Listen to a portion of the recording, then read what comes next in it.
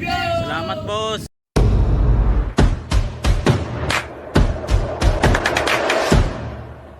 Yon mga boss, DCTV nga pala at nandito tayo ngayon mga boss sa Batangas Racing Circuit mga boss.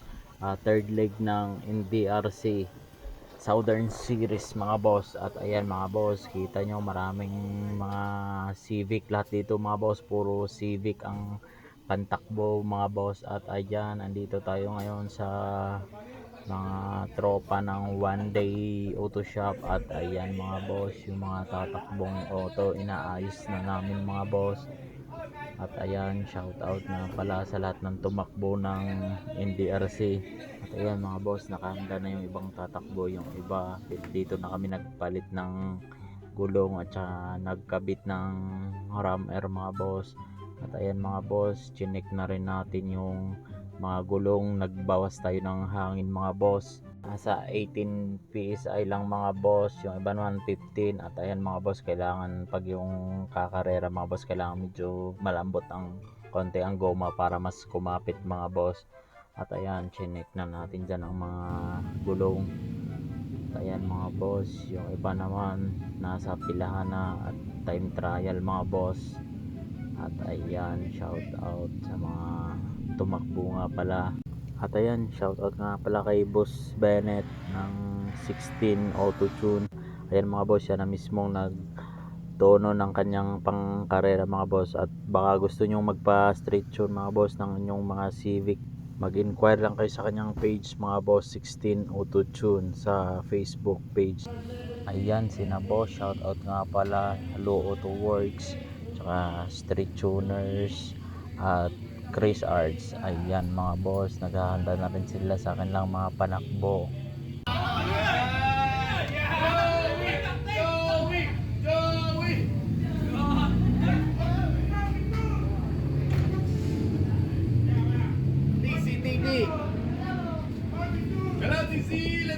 Salamat po. At ayan mga boss, mga tropa natin yan, Blue Auto Works, Street Tuners at Chris Arts. Ayan, shout out sa inyo mga boss at good luck. Ayan mga boss, grabe ang hilig ngayon dito sa BRC. At yung iba nasa pilahan pa at nagtatahing trial.